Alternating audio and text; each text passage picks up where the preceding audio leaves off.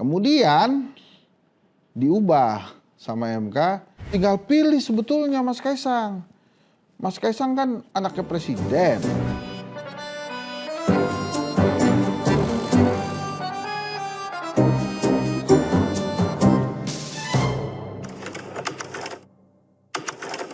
Ini ada usulan bagus Pak.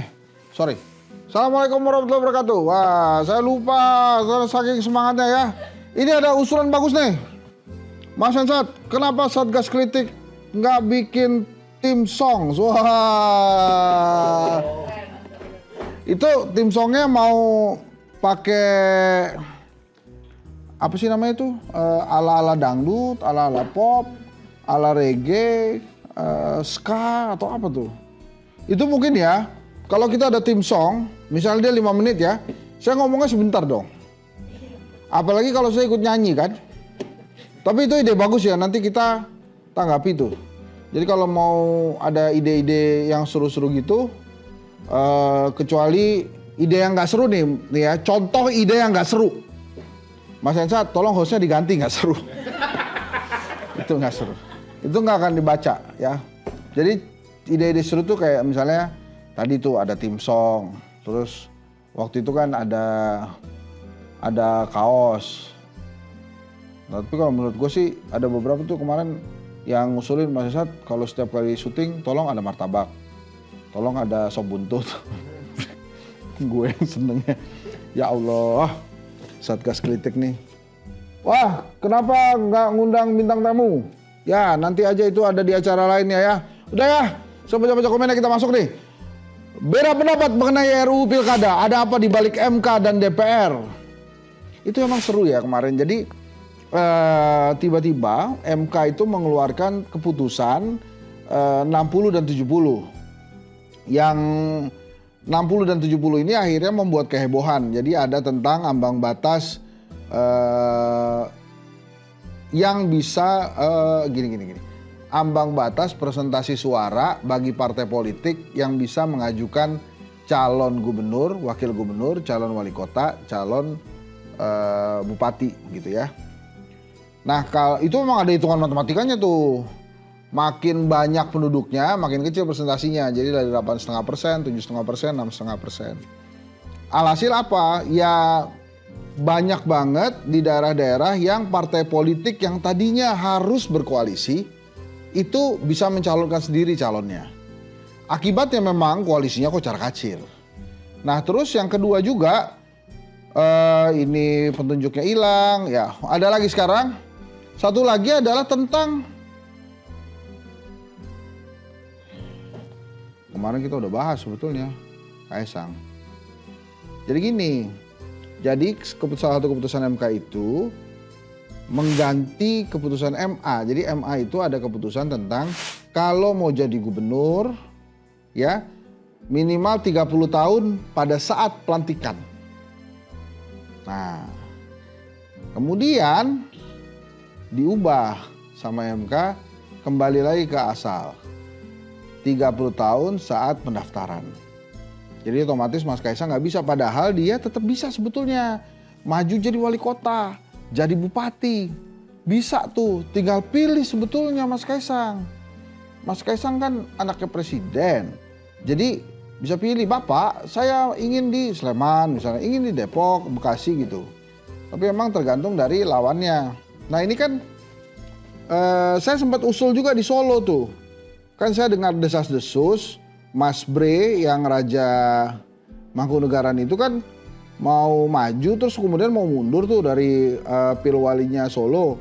Nah itu Mas Kaisang sebenarnya bisa masuk situ tuh.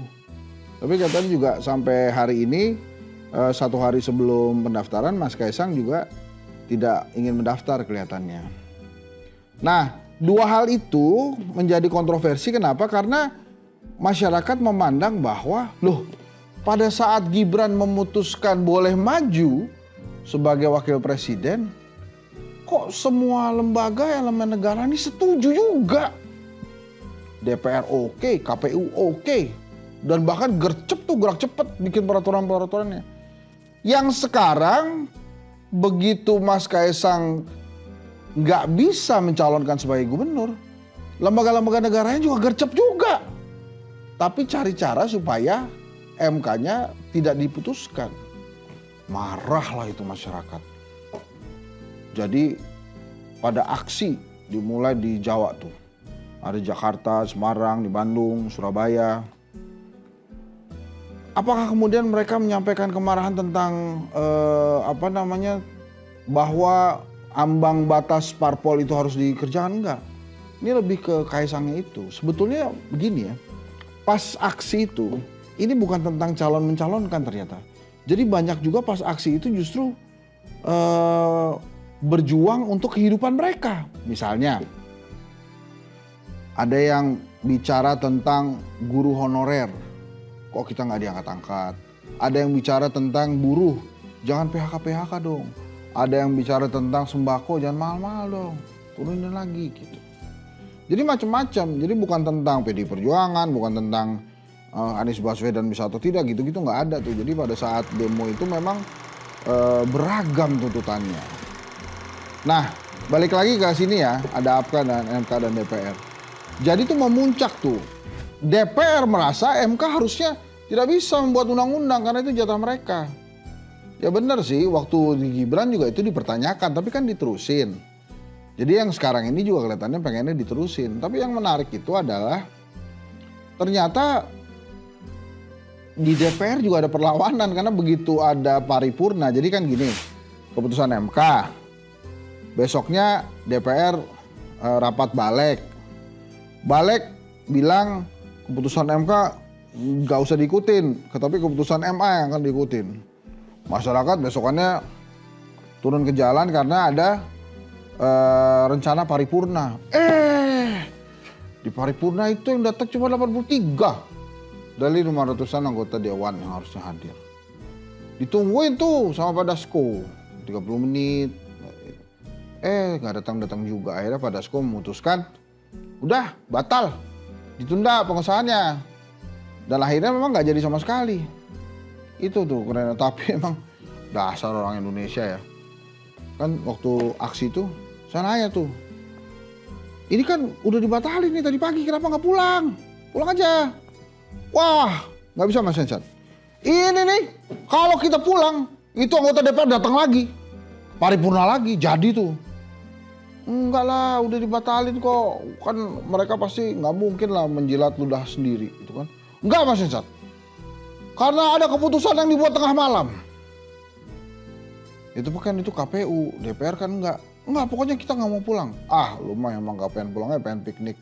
Jadilah itu sampai malam tuh, rame tuh di situ. Ada Komika, ada Reza Rahardian, wah rame lah. Ada Abdur, ada Bintang Emon, ya banyak.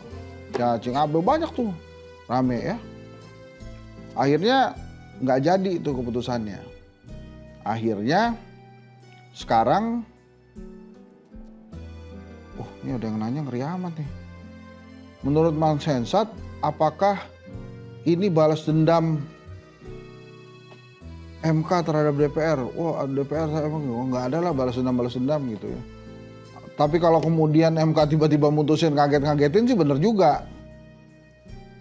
Itu PDI Perjuangan tuh seneng banget tuh gue yakin tuh. Karena akhirnya dia bisa mencalonkan calonnya tuh. Partai Buruh juga ikutan. Tapi banyak juga yang kocar-kacir sama koalisinya. Tiba-tiba PKS narik diri, maju sendiri. PKB maju sendiri, Golkar maju sendiri. Gerindra maju sendiri. Wah itu rame tuh emang. Tapi sih gini ya teman-teman ya.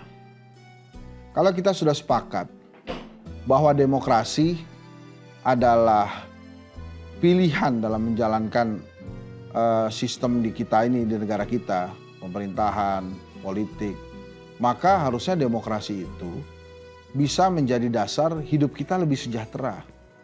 Tidak ada lagi PHK-PHK, tidak ada lagi harga-harga mahal. Semuanya kondisinya harusnya lebih baik. Nah itulah yang kemarin disuarakan dari aksi masyarakat itu, aksi rakyat itu. Mereka ingin demokrasi ini dijalankan dengan baik sehingga bisa mengubah kehidupan mereka kelak. Sama seperti kita ini sekarang. Nah karena kita sepakat bahwa kehidupan kita lebih baik lagi, saya mohon setiap kali nonton Satgas Kritik ada iklan, tolong jangan langsung di skip ya. Jadi ditungguin juga, kan kita ngarepin AdSense ya, kan demi kehidupan kita lebih baik di sini nih. Jadi kan ya teman-teman sabarin lah, sekitar 30 detik kan juga mati sendiri gitu, tapi jangan langsung di skip. Ya demi kehidupan yang lebih baik. Nah, jadi itu teman-teman tentang MK dan DPR. Kita menyambung topik minggu lalu. Apakah MK dan DPR ada keretakan? Ini ya, ini mohon maaf nih. Ini bukan nakut-nakutin MK ya. MK itu kan yang bikin DPR, yang bikin undang-undang ini DPR. Hati-hati loh, situ bisa dibubarin loh sama DPR. Jadi menurut saya ya harus ada sinergi lah antar lembaga negara. Tapi ini pertanyaan untuk para ahli hukum tata negara. Bila terjadi lagi ada gesekan antar lembaga tinggi negara, misalnya contohnya antara MK dan DPR dengan MA, itu kan gesekan antar lembaga tinggi negara. Siapa yang harus jadi penengah? Itu pertanyaan saya. Kenapa kemudian kalau ada lembaga tinggi negara, rakyat yang harus turun tangan? Harusnya kan begitu ada gesekan antar lembaga tinggi negara, ini ada lembaga tinggi negara yang bisa menengahi supaya jangan rakyat lagi turun ke jalan. Jadi ini lembaga tinggi negara langsung menengahi, hei kalian jangan sibuk, jangan berkelahi, ya. Jadi kehidupan di negara kita ini tetap adem ayem.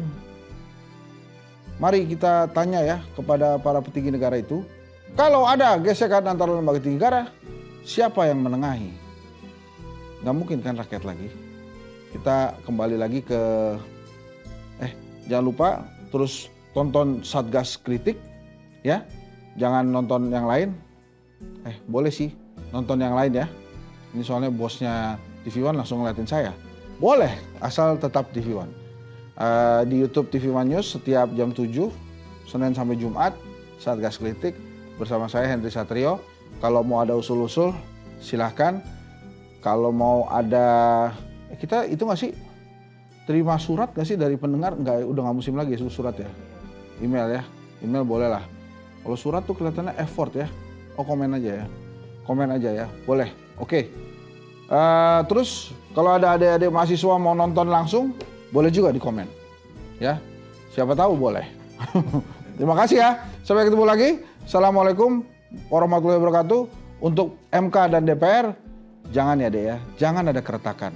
Tetap bersatu. Assalamualaikum warahmatullahi wabarakatuh. Oke.